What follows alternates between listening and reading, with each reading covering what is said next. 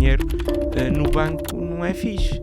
Então porquê? Perde valor. E aí comecei a olhar para onde é que se podia investir. Eu, como jovem na altura de 24, 25 anos, claro que não queria dinheiro a 30 anos. Eu queria era ganhar dinheiro naquela altura. E eu hoje em dia acredito muito mais em investimentos a longo prazo. Pedis a alguém para não tocar nesse dinheiro durante 40 anos, muito poucas pessoas vão conseguir isso. E passo de 0 para 30 mil euros. E isto é o que tem funcionado para mim.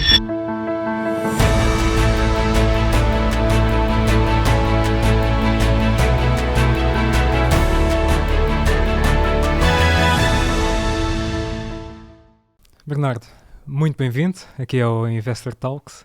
Muito obrigado por me receberes aqui na minha casa. É verdade, estás a jogar em campo. Exatamente. Olha, se calhar vamos começar um bocadinho pelo teu percurso. O teu background não é bem a parte do investir, não é? Começaste a fazer isto há pouco tempo e eu estou bastante curioso para saber o que é que te levou, portanto, a começares a desenvolver também mais este tema do investimento e o que é que te levou a investir. Ok, então eu acho que todas as pessoas ou têm já um gosto muito específico sobre a área financeira e económica, depois até perseguem isso na faculdade, não foi o meu caso, ou então é algo que surge sempre com o passar da idade, quando começas a ficar um bocadinho mais maduro, quando começas a ganhar um bocadinho mais dinheiro, e eu não sou exceção. Eu comecei a fazer YouTube de tecnologia, isto foi bem antes de ter o meu canal de finanças, tinha 24, comecei aos 20, lá após 24 eu comecei a ganhar algum dinheirinho. O que é que eu fui fazer?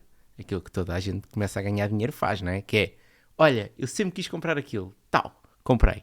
Só que depois percebi que isso não era propriamente sustentável. Quer dizer, estava a ganhar um dinheiro fixe, sobretudo em Portugal, já assim, um bocadinho acima da média, mas estava a gastar tudo. E acabava com a conta como se não tivesse a ganhar dinheiro. E aí foi tipo, pá, isto não pode ser assim. Deixa-me tentar ir investigar um bocadinho sobre como é que as pessoas fazem para gerir o seu dinheiro. Ainda nem fui à parte dos investimentos, só gestão financeira. Foi por aí que eu comecei. E depois percebi que estava a fazer mesmo tudo errado. Era tipo um guia de o que é que não deves fazer. Era o que eu estava a fazer. E comecei a ficar meio que viciado a consumir conteúdos, comecei a ler livros, comecei a ler artigos.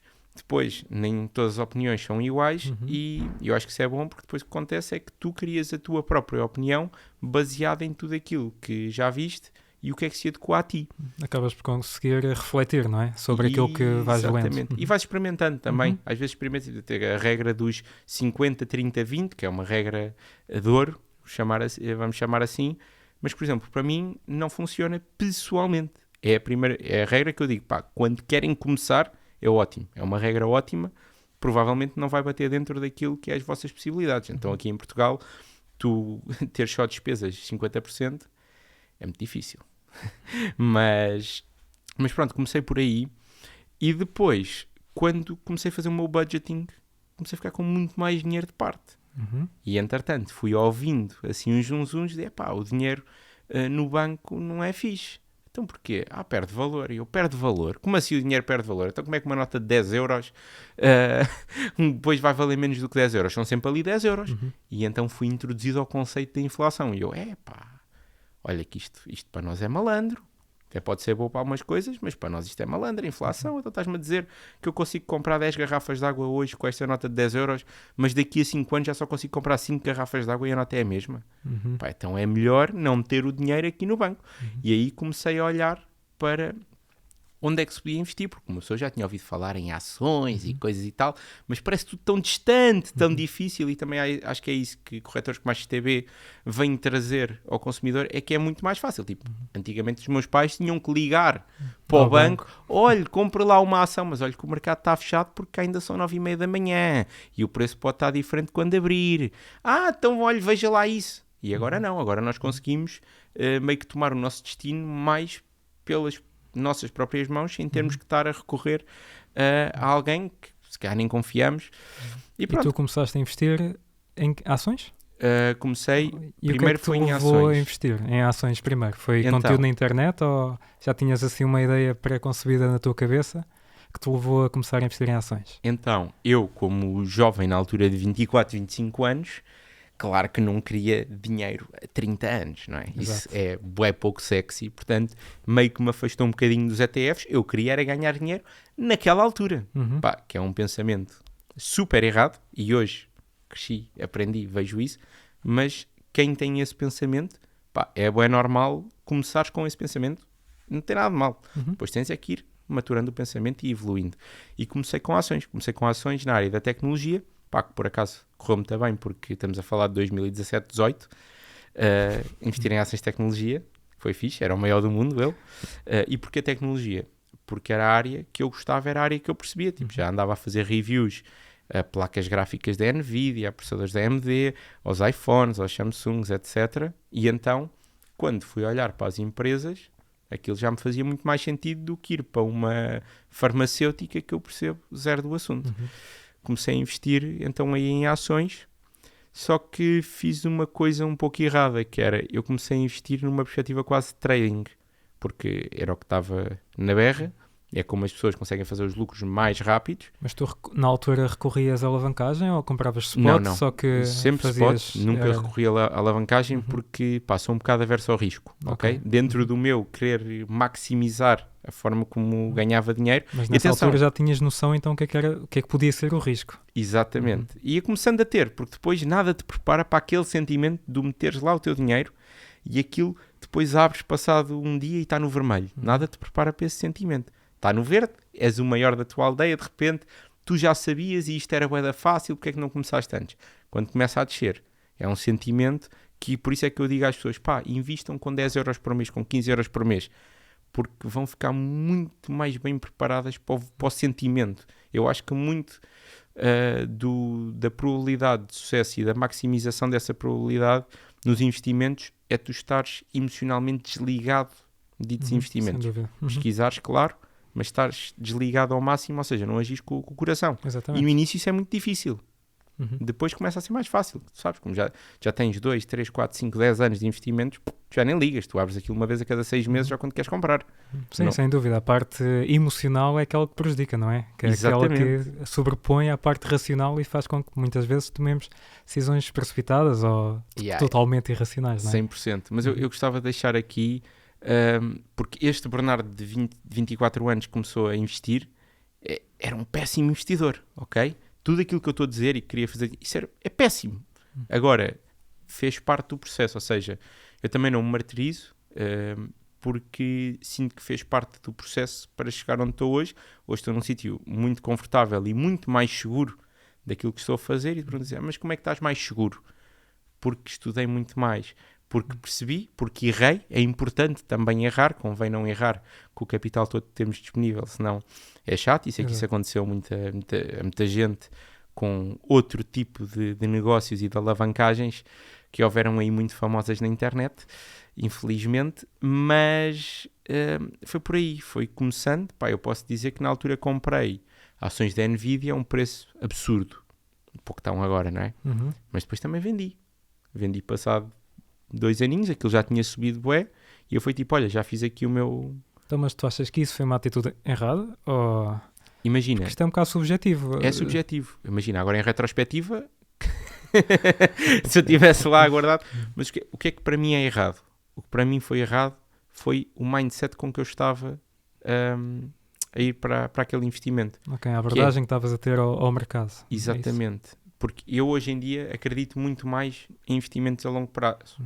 Se quiseres investir a curto prazo, pá, uma porcentagem pequenina, tipo para brincar, ok, porque para mim, e sei que há muita gente que discorda disto, e perfeito. Agora, para mim, Bernardo, que não percebo nada de análises técnicas, etc., trading é muito parecido com gambling, com apostar. Em muitas coisas, é tipo, tu podes achar que aquilo vai para ali, mas tu não tens a certeza. Tu podes achar que o Sporting ou que o Benfica vão ganhar os jogos porque vês futebol, percebes que são equipas mais valiosas, com maior poderio do que uma equipa de fundo da tabela, mas nada te garante que a equipa vai ganhar o jogo. Mas tu, quando investes numa empresa, também não tens garantias que a empresa vá valorizar. Não tens, mas o que é que tu tens? Tens um histórico por trás já muito potente. E aí, por exemplo, podemos pegar aqui no ETF, nos ETFs, que é quem investiu em SP500, se segurou lá o dinheiro durante 20 anos, nunca perdeu dinheiro. Não houve uma pessoa que tivesse comprado SP500 e mantido durante 20 anos que tenha perdido. Ou seja, isto é uma estratégia bué simples, bué fácil de compreender e não é fácil de executar, porque não mexeres no dinheiro durante 20 anos não é nada fácil. Pode parecer ao início, mas não é nada fácil, porque depois vais querer comprar a casa, vais querer fazer aquelas férias, vais ter alguma necessidade, e por isso é que eu também digo que é muito importante ter um fundo de emergência, que é para não tocar nesse dinheiro. Exato. Agora, tens aqui uma situação que é histórica, não quer dizer que no futuro se repita, e eu digo sempre isto, que é a performance passada não é reflexo de desempenho futuro, mas a mente humana vai funcionando mais ou menos da mesma maneira. E, portanto, temos ali algum backup. E por isso é que, para mim, pessoalmente, é a questão do investir a longo prazo, porque acho que a ação vai subir. O meu dinheiro não deve estar aí. É muito mais interessante eu ter o meu dinheiro a longo prazo, porque estás a minimizar a tua exposição às flutuações do mercado, que nesse caso estava maximizada quando eu penso, olha, vou comprar aqui para tirar daqui a 2 anos, ou daqui a 1 ano, ou daqui a 6 meses, ou até fazer alavancagens para tirar daqui a 2 dias ou daqui a 1 hora. Se estiver lá 10, 15, 20, 30 anos, então eu vou estar muito menos exposto ao risco. Eu estava-te a dizer há bocado que sou uma pessoa um bocado aversa ao risco. Não quer dizer que eu não faça isso. Eu tenho uma percentagem pequena do que ganho mensalmente, que é para investimentos a curto prazo. Tu vais fazendo o DCA ou vais deixando disponível o dinheiro e compras somente quando... Não, DCA. Okay.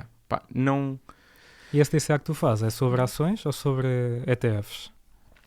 De que forma é que nós podemos depois abordar um pouco melhor isto, mas de que forma é que tu montas o teu portfólio? É muito assente em tecnologia? Há mais então, ações, classe de ativos pelo meio? Acima de tudo, ETF, SP500, para mim é tipo, isto resultou para boa da gente. Representa mais ou menos quanto do teu portfólio, para termos ideia?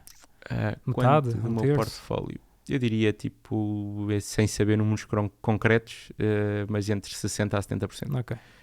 Depois tenho ações, já tive Nasdaq, depois percebi que não era bem para mim, portanto agora tenho ações dos Mag 7. Ok, Magnific 7. 1/3 do portfólio é nas Magnific 7? Não. É uma parte muito pequena, se calhar são 5%, vamos dizer assim. Depois tenho cerca de 20% em Bitcoin. Porque eu também ligado à tecnologia. Mas é curioso, disseste no início que tinhas muita aversão ao risco. Sim. E tens muitas tecnológicas, mas tens cripto. Mas repara, e depois isto é como é que tu lidas com isto emocionalmente? Eu não quero saber, tipo, o Bitcoin já desceu 80%, já teve crash de 60% agora, e os crashes cada vez vão sendo menores, mas também o upside cada vez vai sendo menor. Certo. Agora, como eu pessoalmente, e isto não é um conselho para ninguém, acredito na tecnologia, acredito que aquilo realmente faz diferença e que não faz sentido nenhum estarmos a guardar barras de ouro em cofres. Aquilo é uma forma muito melhor de store of value. Não sinto que seja uma coisa muito arriscada, mas lá está, não é arriscado porque eu não quero tirar daqui a 1 ano, percebes? Eu tipo, tenho ali e se um dia precisar, eu tiro. Então, e a minha expectativa não é que só volatilidade do ativo, ou seja, é um bocado mais a percepção que tu tens de risco, na verdade. Exatamente. É a longo termo. Em termos estatísticos, Bitcoin sendo bom ou mau, isso aí depende, acho que encaixa para qualquer portfólio, mas estatisticamente a parte da variação do preço é muito superior, mesmo em empresas tecnológicas, portanto, mesmo a Nvidia, que varia muito, mas para ti isso não é um ponto negativo em termos de risco, não é? Não, porque mais a percepção que tu tens de risco. Eu não estou a comprar nem a vender. A minha crença, porque acredito no ativo, e isto vale para Bitcoin, vale para SP500, seja para a economia dos Estados Unidos, vale para as tecnológicas, é que daqui a 10, 15, 20 anos vai valer mais. Esta é a minha expectativa, é o que eu acredito. É o teu ativo de refúgio, basicamente. Exatamente. Portanto, a partir daí, eu sinto que o risco o único é o de estar errado. Ok, certo. É o único risco que eu tenho. Agora, se o Bitcoin valorizar, se a Apple valorizar, depois se eu vendo mais aqui, mais ali. Então, e a parte do portfólio, como é que tu fazes? Tens uma postura muito passiva em relação a toda a alocação que tu tens do teu portfólio ou vais reajustando ao longo do tempo? Vou dar um exemplo. Bitcoin. Sim. Podemos ter um momento em que a Bitcoin começa a valorizar muito e o mercado, o tradicional, equities, que é o que tu tens mais, pode não acompanhar esse ritmo de valorização. Ou seja, os teus 20% podem passar, se calhar, facilmente a 40% do portfólio. É por isso que eu te disse que não sabia bem dar-te a... Sim, mas também estamos só a falar de um cenário mais hipotético. Mas nessa situação, tu fecharias 20 ou 10% do que tinhas em Bitcoin para alocar para outros mercados, porque dá também um bocado a especulação à volta do Sim, Web3 em geral, mercados tradicionais, como é a S&P, acaba por haver uma maior perspectiva de longo prazo do que para Sem criptomoedas, dúvida. não é? Tu fazes essa alocação do portfólio, tentas mantê-lo Isso. equilibrado ou simplesmente compras e não queres saber? Isso é uma observação muito bem feita e sim, eu com Bitcoin em específico, vamos ver, há aqui duas situações, que é, depois também tens que perceber em que enquadramento fiscal estás, porque depois vais pagar impostos sobre aquilo que tu ganhas e, portanto, a minha conta tende a ser um bocadinho... neste momento, em Portugal, os criptoativos não pagam mais-valias se os tiveres há mais de um ano. Uhum. Portanto, a minha conta é mais ou menos a seguinte. Já tenho isto há mais de um ano? Ok. Posso tirar. Não tenho. Não posso. Uhum. Ou seja, só posso tirar a percentagem que tiver há mais de um ano. E eu vou metendo todos os meses. Portanto, vai seguindo um bocadinho essa conta. Isto estamos a falar para daqui a uns tempos. Quando eu acreditar que o Bitcoin está subvalorizado, que vai estar, inevitavelmente, como estás a dizer, é um asset muito especulativo. Eu posso aqui argumentar que, na verdade, todos o são, mas o Bitcoin é mesmo muito especulativo. É um exagero de especulação. Quando eu me refiro a especulação, refiro mais na parte do Web3, o grande desafio é o enquadramento prático, não é? Nós, na verdade, tudo que está a ser produzido não dá para mensurar aquilo que está a ser produzido. Exatamente, certo? exatamente. Portanto, é nessa ótica, eu concordo contigo, quando na verdade tudo é especulativo, não é? Enquanto nós acreditarmos que os ativos têm valor, haverão de valorizar, não é? O dinheiro já ao longo do tempo já mudou muitas vezes da forma como nós conhecemos o dinheiro. Então, mas eu acabei por não entender, mas tu fazes um equilíbrio do portfólio ou mantens... Vamos pensar, estamos em bear market, não se passa nada. É deixar estar. Estamos em bull market.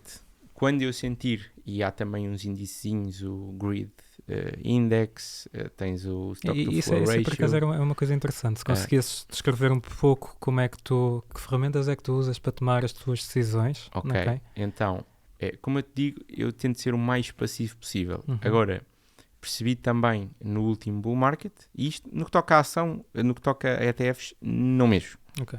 No que toca a ações, pouquíssimo mesmo. Muito, muito pouco.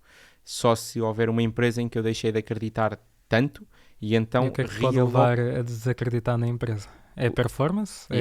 Eu, como reviewer de tecnologia, e posso dizer porque fiz isto recentemente, tirei uma parte de Apple e meti em Facebook. Em Meta. Uhum. Porque sinto que a Apple está a perder alguma da pujança que teve noutros tempos. Sim, e alguma da qualidade. Não é vista como uma empresa de crescimento, não é? Já é mais uma value stock. Exatamente. E enquanto que a Meta, eu sinto que está a fazer coisas muito interessantes e está-se a posicionar de uma maneira muito interessante para o futuro. Isto não é aconselhamento financeiro, é só aquilo que eu sinto. E portanto, há essas realocaçõezinhas. Em ETF, nada. E tu, zero. Desculpa interromper, depois já passas, mas no instante, Sim. ainda pegando no caso da Meta, tu não tentas ver depois se esse investimento que tu vês, se é depois quantificado nos resultados da empresa, naquilo que a empresa está em R&D, por exemplo, na parte de investigação, não tentas? Ou é muito gut feeling? Vou tentando estar atento, mas o que é que eu já percebi, isto é uma coisa engraçadíssima, acontece imensas vezes, que é uma empresa que planeia ter resultados muito positivos e que se diz que vai ter resultados do quarter espetaculares, depois vai à reunião, apresenta os resultados, são espetaculares, e o que é que acontece à ação? 10.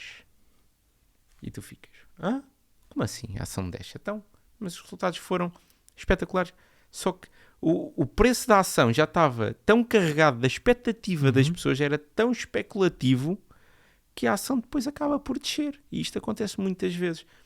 Isto para te dizer que, e sobretudo porque eu invisto mais a longo prazo, isto é mais importante fazer essas análises short term. Longo prazo eu sinto que é mais importante ver qual é que é o rumo da empresa, o que é que as pessoas estão lá a tentar fazer, quem é que lá está a trabalhar, acho que é muito importante também, e qual é que é a ideia dessas pessoas. Fala-se muito, por exemplo, do Steve Jobs, que quando lá estava era uma coisa, agora é outra. Agora os resultados, eu vou dando uma olhadela, mas aquilo é tão especulativo já, que que honestamente não tire grande valor de ver um resultado de um trimestre. Ok. Uhum. Pronto, para te responder à pergunta de há bocado, ETFs não mexo, ações vou realocando como se começar. Cripto, aprendi uma coisa no último bull market, que é deixar muito dinheiro em cima da mesa. É o último bull market, não mexi. A minha ideia é sempre long term. Agora percebi que há aqui uma otimização que se pode fazer, sendo long term, que é pegares, quando achares que a Bitcoin está subvalorizada, quem diz a Bitcoin diz outra moeda qualquer, metes numa stablecoin, esperas que deixa e voltas a comprar. E esta otimização é inteligente de se fazer. Não é preciso acertares no pico, mas a partir do momento em que tu vês, e estavas-me a perguntar quais é que são as métricas, podes ir consultar estes indexes, o Stock to Flow Ratio, o Greed Index, podes ver como é que estão as visualizações no YouTube relativamente a assuntos de cripto. Okay. Porque tu percebes claramente, podes ir ao Google Trends e ver quanto é que as pessoas estão a pesquisar por cripto. E se estiver em all-time highs, então é certamente um bom momento para tu tirares. O que acontece muitas vezes é esses indicadores de sentimento que tu estás a falar, acaba por haver um delay muito grande entre o momento em que começa o mercado a corrigir. Stock to Flow Ratio é uma coisa que já está prevista, portanto já existe a previsão futuro e a linha até agora tem acompanhado muito bem. Estás a falar do modelo que foi feito em torno da Bitcoin? Exatamente. Mas uma coisa que dá o sentimento real no momento é tu escreves só cripto ou Bitcoin no YouTube e tu vais ver, abres um criador de conteúdo grande e vês que views é que ele está a ter, vês quantos comentários é que ele está a ter. E pegas, vais ao histórico, vês há 3 meses atrás quantos comentários é que ele estava a ter, quantas views é que ele está a ter. O estilo de vídeo é semelhante, eles até normalmente falam sobre as mesmas coisas. Top altcoins to make 10x, ou seja, os vídeos são muito parecidos. Portanto, não há ali uma diferença de aquela pessoa começou a fazer muito melhor conteúdo, por isso é que teve mais visualizações. Não, a pessoa está a ter mais visualizações porque o tópico está muito mais quente. Começa no Instagram, começa a aparecer mais notícias, no X começa a aparecer mais notícias, tu aí sabes, ok, este assunto está quente. Se este assunto está quente, provavelmente há um inflow de pessoas no mercado. Ou seja, quando o assunto deixar de estar quente e a Bitcoin tem um histórico que é pequeno, mas que bate sempre muito certo, com este pico de interesse, all-time high, depois afinal está morto. Depois pico de interesse outra vez, depois afinal está morto outra vez. E agora é o que eu tento fazer, é jogar um bocadinho com isso, só para poder aumentar ainda mais, não para tirar dinheiro para mim, se calhar uma parte, mas a grande maioria para tentar aumentar a minha posição sem ter que investir muito mais. Ok, é uma abordagem interessante por acaso. Ok. Tu estavas a falar, eu estava a pensar como é que isto se podia aplicar na prática em termos de quantificar todo este modelo. Pelo que tu me estás a descrever, acaba de ser um bocado o olho, não é? Sim. Mas sim, deve haver algum modelo em que dê para quantificar isto tudo, não é? Há modelos para tudo. Exato. Mas a minha expectativa nem sequer é de vender no mais alto nem comprar no mais baixo. Tipo, se os analistas, eu costumo dizer isto muitas vezes, que é, se os analistas, as pessoas que trabalham em Wall Street não conseguem prever o mercado e não conseguem, a maior parte dos fundos tem uma performance inferior ao SP500, o que eu acho espetacularmente ridículo. Como é que tu achas que vais conseguir? Tipo, se aquelas pessoas que têm, se calhar, o Tim Cook na lista de telefone e podem ligar para ele e dizer, chefe, como é que é? Isso, o iPhone, o próximo vai ser bom ou não vai ser bom? Se estas pessoas não conseguem prever o mercado, como é que tu achas que vais conseguir? Não vais. Pá, podes ter sorte, sempre podes ter azar. É gambling. Ok. Então, olha, e agora se calhar voltando um bocado para trás, o que é que tu achas que tu até és um bom caso para isto, porque começaste a investir há relativamente pouco tempo, correto? Pelo que me estavas a descrever. Há 5, 6 anos. Sim. O que é que tu achas para uma pessoa que está a começar, que não queira ter muito tempo para se dedicar, e vamos nos afastar um bocado agora da possibilidade do ETF. Certo. Okay? O que é que tu achas que pode ser um bom começo? Como é que tu achas que uma pessoa, por exemplo, tu começaste a dizer que tinhas aversão ao risco, mas não pareces ter muita aversão ao risco, okay? pelo que me descreves. Tens uma percepção um bocado própria daquilo que é o risco para ti, isso dá-te confiança para depois fazer os investimentos que fazes. Mas o que é que tu achas para uma pessoa que tenha assim tenha a mesma aversão ao risco, ok? Que não goste que o portfólio varie 5% ao mês, em que já não estamos a falar de variações muito grandes. É comprar Coca-Cola, pronto. Tu achas que ter exposição, por exemplo, a uma empresa era uma alternativa? Uma vez que tu, tendo exposição a uma empresa, tens dois riscos à partida, que é o risco da empresa e o risco do setor, não é? Ok, então, eu acho que é importante, antes de mais, perceber uma coisa, e achei engraçado que tu dissesses uma pessoa com aversão ao risco, mas vamos tirar os ETFs da equação. Mas temos que perceber aqui duas coisas. Para já, queria só aqui dizer para as pessoas que nos estão a ver que, e tu do teu lado percebe perfeitamente de onde é que vem, mas 5, 6 anos as pessoas não quer que elas pensem que é pouco. Porque quando eu digo que é pouco, imagina, nós não temos, se olharmos para trás, o que é que aconteceu em 5 e 6 anos? certo, Não aconteceu muito. certo. É mais nessa perspectiva de Sim, não termos assim muita amostra em termos de apanhar bear market e esses momentos de maior stress. Que esse sim, acaba por se calhar até levantar um pouco mais. Pá, será que faz sentido, ou será que faria sentido eu ter a alocação que tinha na altura? Entendes? Era mais nesse sentido. Eu percebo perfeitamente, só não quero que as pessoas lá em casa e que se calhar estão a começar agora a jornada, sintam, 5, 6 anos é pouco, então eu estou mesmo tão atrás que é impossível isto para mim, porque não é. Porque as coisas vão acontecendo com naturalidade e eu ainda me lembro que foi ontem que comprei a minha primeira ação, estás a ver? Imagina, tanto já passaram 5 anos, já aprendi montes de coisas, tenho a certeza que nos próximos 5 vou aprender muitas mais coisas ainda e como estás a dizer, vou estar exposto a mais períodos e isso é o que nos ensina, é a gente ver aquilo a flutuar, tentar perceber um bocadinho mais de porque é que aconteceu e depois é engraçado que é tu começas com ações e de repente já estás a ver política económica mundial. Que é, começas aqui de repente já estás ali que é para tentar perceber mais ou menos. Mas então o que é que eu diria? Uma pessoa que queira começar a investir, primeiro que tire da cabeça a ideia de que não tem muito tempo. Imagina, tu estás a gastar tempo para teres o teu dinheiro, não é? Estás a passá-lo no teu emprego ou a vender o teu produto, o teu serviço, e estás a gastar tempo com isso. Portanto, depois, essa ferramenta que é o dinheiro que tu estás a obter em troco do teu tempo, ires metê-lo em algum sítio e não gastares tempo a perceber aonde, é completamente errado. Uma pessoa que queira investir e não tenha tempo para aprender, o meu conselho é que não invista. Dito isto, para aprender, felizmente, no tempo dos meus pais não era assim, por exemplo, mas tens N recursos, tens o canal do Gabriel, que já cá veio, tens o meu canal, tens o canal da XTB, que também está a providenciar muita educação e muito valor de forma completamente gratuita. Tens N sítios, escolhe. E eu acho que começava por aí. A forma de tu diminuires o teu risco, mais do que outra coisa qualquer, é educar-te mas tu não achas o mais possível. Que por um lado é ótimo haver muito mais conteúdo que havia 10, 15 anos, mas não achas que ao mesmo tempo é um pouco sobrecarregado para as pessoas terem do nada muito acesso à informação e ser muita informação em que seja um bocado difícil de unir os pontos? Eu percebo o que é que estás a dizer e acho que sim, por isso é que eu nunca recomendo, enquanto que em tecnologia, por exemplo, eu recomendo que as pessoas vejam todas as reviews do mundo sobre um produto.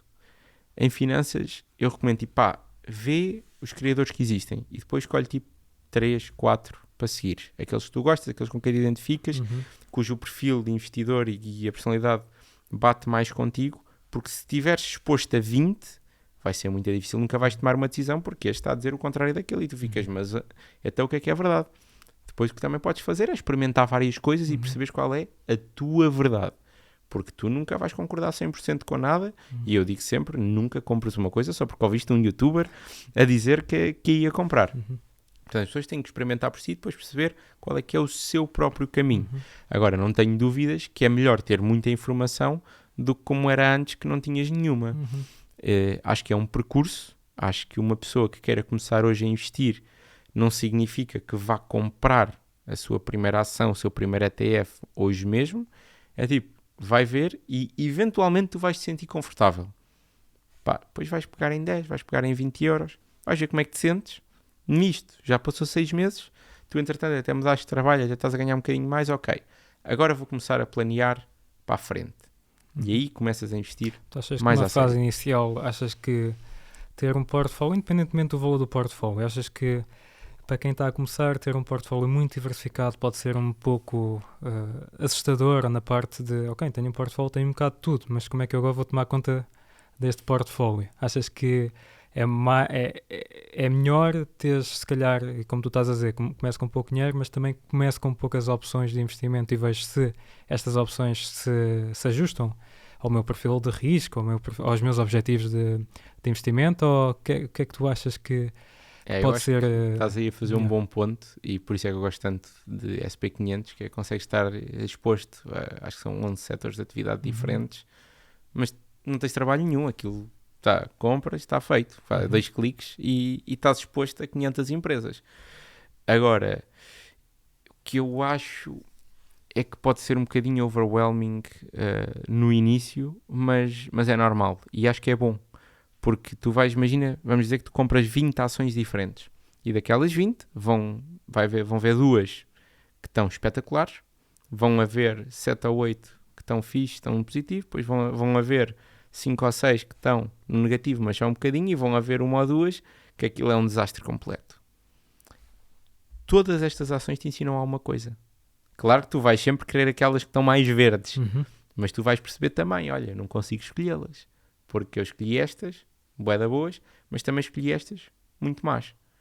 E isso ensina-te coisas. Como investidor, eu acho que a questão da boa escolha ou da má escolha no que toca a um investimento, quando investes tens de estar sempre ciente de que aquele dinheiro pode desaparecer.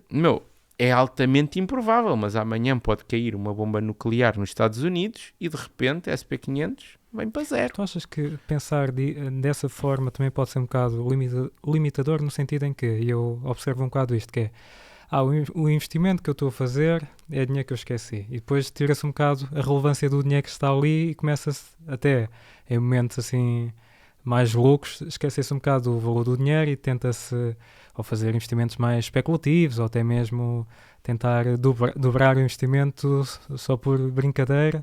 Não achas que se deve também levar a sério aquilo que se está a investir, no sentido em que, ok, o dinheiro que está ali é dinheiro meu? Porque eu noto muito isto, que se nós tivéssemos o investimento feito diretamente na conta bancária e se víssemos os débitos e os créditos no movimento da conta, eu acho que íamos ter uma abordagem muito diferente do que se estivéssemos a investir. Por vezes noto que o investir em si, como está o dinheiro alocado noutra instituição financeira, faz com que as pessoas, de alguma maneira, não levem tanto a sério o investimento. Não sei se é essa a percepção que tu também tens, pelo menos eu no início... pelo menos pessoas que estão a começar, é um bocado essa a impressão que eu tenho, de, ok, estão a fazer os investimentos, é dinheiro perdido. Se correr bem, boa, se correr mal, também não quer saber. Isso acaba por não ser uma boa filosofia de pensamento, não é? Eu acho que há espaço para tudo, e eu também acho que essa filosofia, que pode valer para algumas coisas, por exemplo, eu tenho uma parte do que eu ganho que vai mesmo para esses investimentos o nome que eu lhe chamo não posso dizer aqui, mas são os investimentos que se eu perder isto... Mas isso pode ser estratégico, porque se tiveres um portfólio montado, exatamente, há sempre espaço para ter algo um pouco mais arrojado. Exatamente. Okay. Isso é estratégico. Eu agora uma pessoa que esteja a começar. O que é que tu queres dizer com isso? Mas eu até gosto que haja um certo detachment daquele dinheiro, porque depois fica mais difícil da pessoa ir lá mexer. E eu acho que o SP500 funciona há 100 anos porque, por mais que isto pareça fácil na tua cabeça, pensares, vou metendo lá durante 40 anos e aquilo vai-me dar um retorno médio de 8% e vai correr bem. Pedis a alguém para não tocar e depois aquilo começa a ser uma quantidade muito substancial de dinheiro. Pedis a alguém para não tocar nesse dinheiro durante 40 anos, muito poucas pessoas vão conseguir isso. E por isso é uma das razões, além, claro, do crescimento da economia dos Estados Unidos, a meu ver, uma das razões do SP500 resultar historicamente tão bem sempre é que as pessoas não conseguem ter lá o dinheiro há 40 anos. E eu gosto desse detachment. Se estivesse ali, se fosse demasiado líquido, por exemplo, eu gosto que demore um bocadinho, tipo, olha, converte o meu dinheiro, as minhas ações para dinheiro. Ok, só posso converter nestas horas. Bom, por exemplo, aquela história da bolsa estar aberta 24 horas por dia, não gosto. Porque para mim, quanto mais tu tiveres dificuldade em ir lá, menos provável é ires lá. E a grande dificuldade é tu não ires lá durante 40 anos. Essa é a grande dificuldade. Não, é aí que a maior parte das pessoas falha. Portanto, eu gosto que haja esse detachment. Ao mesmo tempo, e responder à tua pergunta, e acho que são duas coisas diferentes. Uma coisa é tu dizer assim, ok, eu estou a investir este dinheiro e o meu objetivo é que ele cresça. É usar a ferramenta de dinheiro para fazer mais dinheiro. Outra coisa é eu não ter absolutamente ideia nenhuma que aquele dinheiro pode ir para zero. Tens que ter essa... Pá, se estiveres a ser honesto contigo próprio, tens que ter essa noção. Mas digo-te isto da mesma maneira que digo assim, se tens o dinheiro no banco, amanhã pode ir para zero, porque amanhã o euro pode não valer nada. É provável. Altamente improvável. Mas pode. Só que é bom nós termos estas consciências para depois podermos tomar as decisões que são mais confortáveis para nós. O que é um bom investimento? A retrospectiva foi aquilo que subiu. Perfeito. O que é que eu acho que é um bom investimento na hora em que estás a tomar a decisão? É aquela decisão que te deixa dormir à noite. Ok. Depois, em retrospectiva, logo vês se a decisão é boa ou não, mas é muito importante que tu consigas dormir com ela. E eu acho que aí é que é o tal perfil de risco.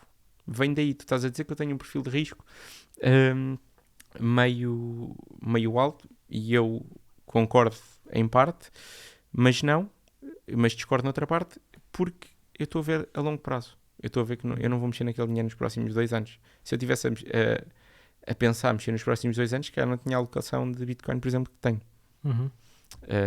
E isto tem a ver com aquilo em que tu acreditas. Portanto, o que é um bom investimento? É aquilo onde tu metes o teu dinheiro, a tua ferramenta, e achas que estás a fazer o melhor possível com a informação que tu tens. E dormes descansado, sabendo sempre que pode correr mal. Não é preciso vir para zero, mas pode correr mal. É isso, é uma boa conjugação, exato. Conhecimento e acreditar, na verdade, naquilo que se está a fazer.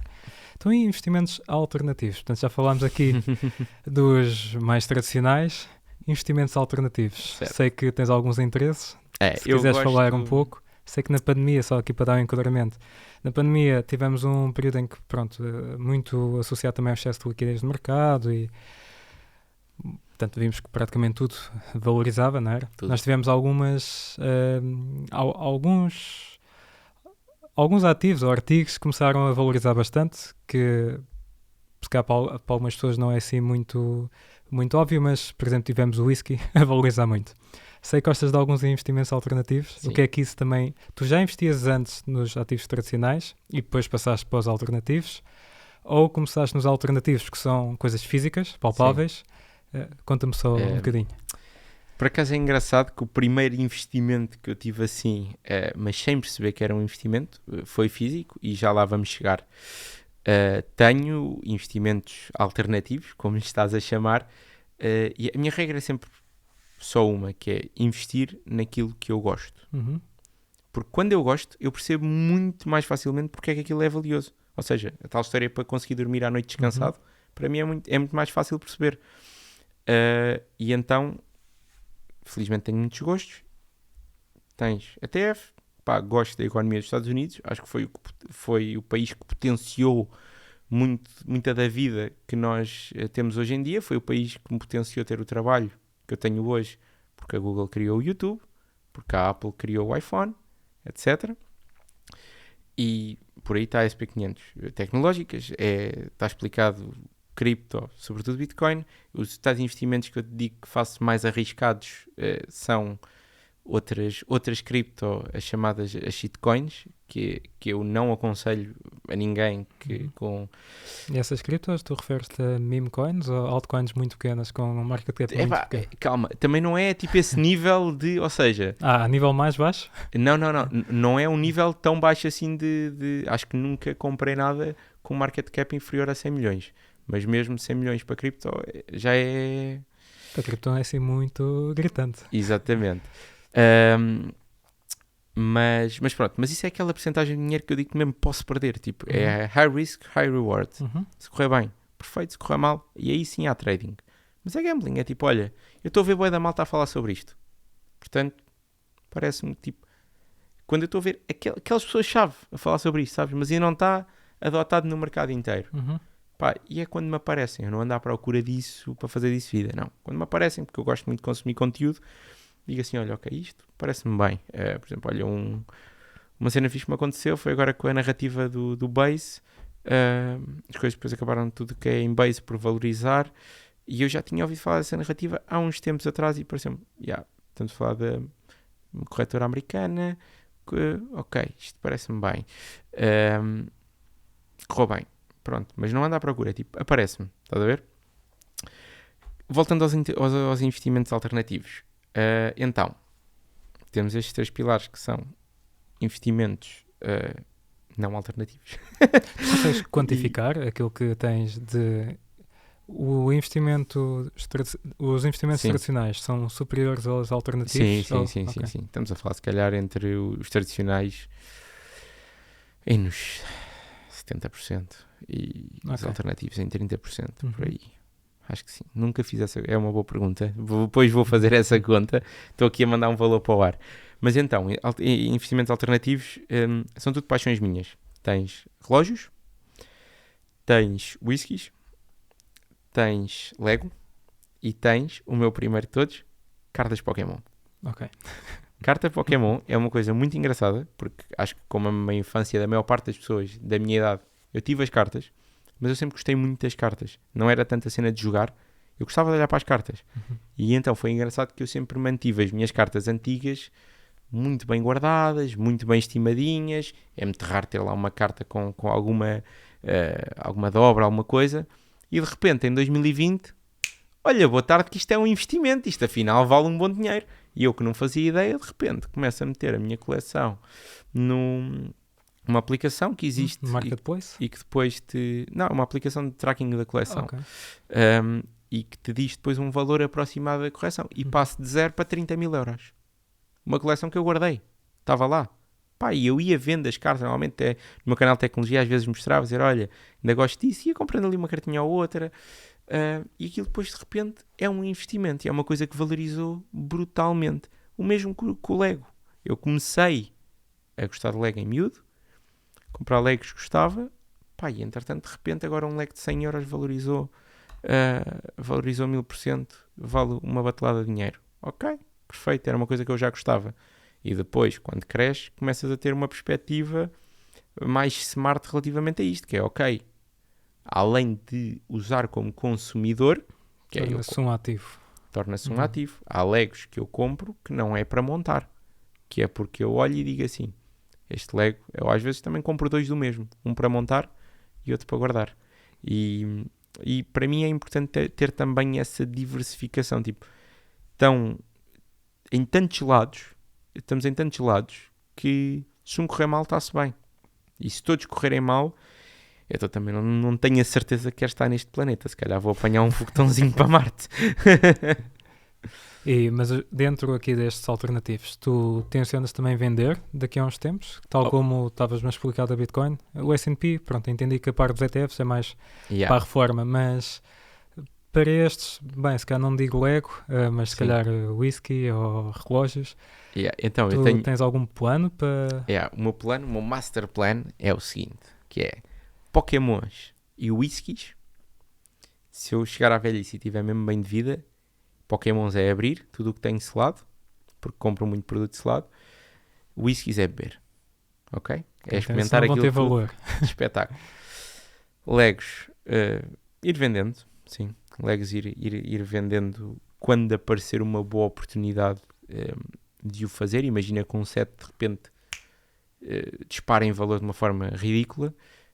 Talvez vender. Relógios, ir vendendo porque não vale a pena ter 30 relógios. Tipo, ok, eu já meti para mim, a minha coleção tem 8 relógios e neste momento está com 8.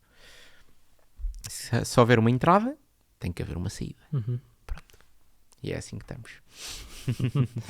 Ok, muito bem. Pronto, olha, acho que é de facto bastante interessante conseguires criar um portfólio, de certo modo, este sim, bastante diversificado. Portanto, não estamos a falar só de um portfólio que podia ter obrigações, podia ter matérias-primas, podia ter ações. Acaba por, de facto, ser muito, muito, muito abrangente. O que é que tu achas que podia ser uma boa dica para quem gostasse de criar algo semelhante ao que tu estás a fazer? Portanto, acaba por ser um bocadinho mais fora da caixa. Não se vê tanta gente a fazer um portfólio em que saia também um bocado da parte dos mercados financeiros, abranja outras Certo. hobbies até quase. Eu acho que é mesmo ir pelo gosto pessoal de cada um, porque cada personalidade é uma personalidade de nicho e que gosta de coisas e que sabe coisas que as outras pessoas não sabem. Eu ainda, no outro dia, estava a falar isso num vídeo, que eu fiz dinheiro com o meu hobby de tecnologia. Porquê? Porque eu gostava de tecnologia em 2018, 18, identifiquei a AMD está a fazer produtos muito melhores que a Intel, as duas produzem processadores para computador, mas ainda não se refletia isso no preço da ação. Mas eu acredito que a AMD vai ser maior que a Intel em termos de vendas de processadores, e depois verificou-se. Para mim aquilo era óbvio. E portanto, se tu andares nos investimentos dentro daquilo que são os teus gostos, primeiro vai ser muito mais fácil investigar sobre o assunto. Depois vais saber coisas que as outras pessoas não sabem. E aí sim tens realmente uma vantagem competitiva. Não é veres num grupo um sinal de uma trade, isso não é uma vantagem competitiva. Mas tu gostares de uma coisa e dedicares muito tempo àquilo, aí tu vais saber mais do que a maior parte das pessoas. E isto é o que tem funcionado para mim. Os investimentos andam sempre à volta daquilo que eu gosto e não me forço a ir conhecer uma coisa que não gosto só porque poderá ter um potencial de investimento grande. Tu basicamente investes naquilo que consomes. Exatamente. Mas não achas que nos mercados isso às vezes pode ser um bocado ingrato, apesar de agora ser um bocado difícil, dizemos que temos algum exemplo, bem, não tão bom, mas não achas que pode ser um bocado tricky nessa parte? Vou dar um exemplo. Depois da última crise, depois das .com, da bolha das .com, tivemos algumas empresas que acabaram por seguir um período em que tiveram a estagnar um bocado. Certo. Uma delas foi a Microsoft, que apesar de ter sido uma boa empresa, teve 3 ou 4 anos, agora nem sei, mas sei que foi um período assim grande, em que o preço das ações não subiu e não deixava de ser uma boa empresa. Okay. Não achas estás a investir para os próximos 30 anos, isso interessa porquê? Pois, exato. Aí entramos na parte do objetivo de cada um, certo? Exatamente. Ok. Porque é assim, ainda por cima eu estou a falar de uma ação isolada em que podemos não ter um horizonte temporal de investimento tão longo, até porque nós vamos ter muitas NVIDIAs nos próximos anos, não é? Claro que sim. A NVIDIA que temos hoje possivelmente vai chegar a um ponto em que poderá ser uma Apple também, como tu estavas a dizer que já não cresce tanto. E essa ciclicidade às vezes é um bocadinho também ingrata, não é? E se ficarmos muito apaixonados pela empresa em si e pelo próprio investimento, pode ser também uma pedra no sapato na medida em que pode deixar um bocado mais passivo, um bocado mais na inércia, na parte da tomada de decisão. Mas bom, lá está, não temos agora exemplos concretos neste momento, nos últimos 10 anos quase, não temos assim grandes exemplos, mas estava-me a lembrar no caso da Microsoft que podia ser, e a verdade é que olhando para trás é fácil perceber, pronto, passou 5 anos, ok, não custa. Mas se formos a ver, estar ali 2, 3 anos com o investimento em que temos uma data de empresas se calhar concorrentes ou outros setores a valorizar e vemos que o nosso, estamos a apostar no cavalo errado, como é que se gera isso? Por isso é que é muito importante ir começando a molhar o pezinho, porque esse sentimento para um investidor novo é horrível. Para um investidor que já está cá há 20 anos, isto nos últimos 2 anos não está a subir. Ok, por acaso já tive também a Microsoft em 2002, que também não subiu durante 5 anos e de repente, portanto, está tudo bem, já passei. Como é que tu lidas com o fear of missing out, portanto, o chamado FOMO? Não dá para ir a todas, Eu tenho pessoas que me contactam às vezes com ideias de negócios espetaculares, a quererem que eu faça parte da empresa, a darem-me equity, e apetece-me ir, e esta empresa tem o potencial de ser gigante, mas não podes ir a todas. Então foca-te naquilo que tu gostas, naquilo em que tu já perdes tempo, salvo seja, porque é é a tua forma de passar o tempo, é como gostas. Foca-te nisso, porque não podes ir a todas. Claro, vai sempre haver pessoas que têm uma melhor performance de portfólio que tu, e vai sempre haver pessoas que têm uma pior performance de portfólio que tu. Isto é normal e tu tens que aceitar isto. Não sei se houve alguém que teve uma melhor performance com o Warren Buffett, mas cá é possível. Não sei. Acho muito difícil, mas pode ter acontecido. Portanto, a ideia não é ser o melhor. A ideia é ter uma performance de portfólio que vá de encontro àquilo que são os nossos objetivos. E aqui depois entra a história um bocado do investimento a curto, a longo, a médio prazo. Eu até já expliquei isto num vídeo, quase tudo o que nós estamos a falar é a longo prazo. Mas depois tenho investimentos a médio prazo. Tipo, eu tenho um investimento que é para comprar uma casa. E atenção, é para comprar uma casa não como investimento, é para comprar a casa onde eu quero viver, onde quero passar o resto dos meus dias, como se fosse basicamente é um produto que eu quero comprar, como se fosse um carro ou um iPhone, é aquela casa, e tenho um investimento que é para isso, e sei que quando chegar àquele valor, está ótimo, portanto, vou tirar. Esse investimento já tem que ser tratado de uma maneira um bocadinho diferente, porque eu sei em que prazos é que quero atingir esse objetivo, sei qual é que é a percentagem de retorno médio, e aí sim tenho que estar um bocadinho mais aware das coisas que estamos a falar, como uma empresa que há 2 anos que não mexe. Se bem que uma empresa que há 2 anos que não mexe, normalmente, se a empresa for boa, significa que há ali uma base de preço que depois, quando subir, vai ser muito interessante. Porque, ou seja, todas as pessoas que já entraram estão àquele preço. Ou seja, se subir 10% não vão vender, porque ainda não fizeram quase nenhum. Isto, normalmente. Estou aqui a falar de psicologia humana. É curioso, tu pegas muito na parte de sentimento, muito na parte comportamental, para, de certo modo, dar-te confiança e tomar decisões na parte do investimento, pelo que eu estou a perceber. É tentar perceber como é que as pessoas pensam, qual é que é o sentimento. E tu achas que os valores que tu tiras da tua principal fonte de atividade, okay, tu tentas aplicar na parte do investimento? E de que forma?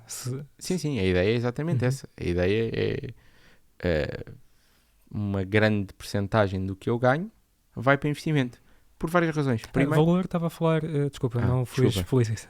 Valores, estava a falar mais da parte ética ou a parte moral até que tu aplicas no teu trabalho para tentar aplicar também na parte do investimento. Acaba por ser a forma como tu vives a vida, não é? É muito difícil para mim estar aqui e estar há 10 anos no YouTube a apregoar uma coisa e a apregoar que nós devemos fazer as coisas da forma correta e que a forma correta demora tempo. Foi a razão pela qual eu nunca aceitei uma proposta de um casino. Aquilo pagam muitas vezes mais do que qualquer outra coisa, mas tu não estás a fazer bem à tua audiência. Aquilo queres ficar rico rápido? Ok, então faz isso, mas não estás a fazer bem a ninguém, estás a fazer bem à tua audiência, estás a fazer bem à tua carreira. As coisas boas demoram tempo a ser construídas. E isto é a minha forma de viver. Naturalmente eu vou aplicá-la ao meu trabalho e vou aplicá-la aos meus investimentos e vou aplicá-la às minhas relações, vou aplicar a tudo. Ok, muito bem, muito bem. Mais alguma coisa que gostavas que... Eu já te perguntei há pouco de dicas, mas mais alguma coisa que gostasses de adicionar em termos de... Mais uma dica extra, se quiseres assim dizer? O que eu diria é que para as pessoas não terem pressa, sobretudo porque as coisas não acontecem mesmo de um dia para o outro, e a grande dificuldade é exatamente manteres o teu plano e não seres puxado pela gratificação instantânea, porque imagina, tu já estás com uma conta sei lá, já tens XTB, tens a conta nos últimos 5 anos, tens andado a pôr dinheiro, até a coisa até correu bem, já tens lá 100 mil euros e tens 35 anos. Estás ótimo. Então, para o panorama português, estás ótimo. E de repente, o teu vizinho comprou um carro. E tu ficas, eu gostava de ter aquele carro. E depois, mas não dá. E depois, de repente, lembras, espera lá. Espera que dá. Então eu tenho 7 mil euros no fundo de investimento, mais os 100 mil, mais coisa. Ok, eu consigo comprar este carro de 110 mil euros. De repente tiras o dinheiro para comprar o carro. Não faças isso. O meu conselho é não faças isso. Tem um objetivo claro. Porquê é que tu estás a investir? Isto é o reason why, é o mais importante em tudo na nossa vida. Porquê é que nós estamos a fazer aquilo? Qual é que é o propósito?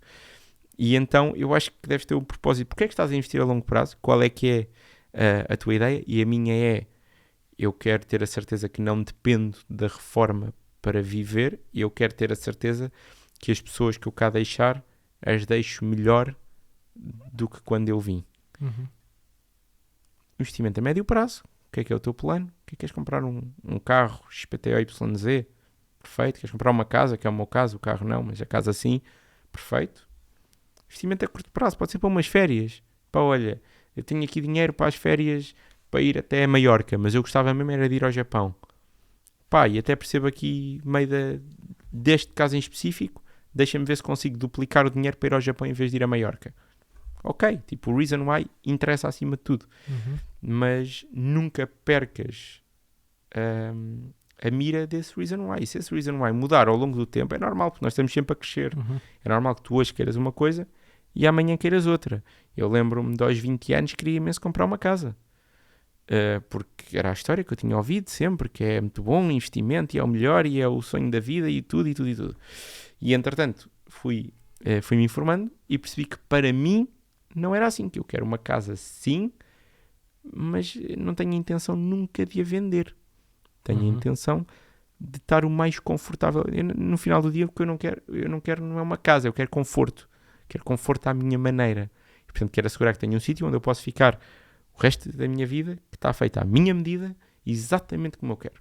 E essa é a única razão pela qual eu quero uma casa. Se me dissesse assim, olha, arranja aqui um senhorio que está disposto a fazer-te um contrato vitalício que podes fazer as obras que tu quiseres na tua casa, meu, para mim é igual. Comprar, alugar, para mim é igual. Isso é o que eu quero. Isso é um objetivo meu. E tenho esse investimento a médio prazo para isso. Portanto, no final do dia é não perderes o foco de porque é que estás a fazer. Quero um investimento, quero tudo na tua vida. Sem dúvida. Olha, muito obrigado pela tua participação. Espero que tenhas gostado e ficamos por aqui.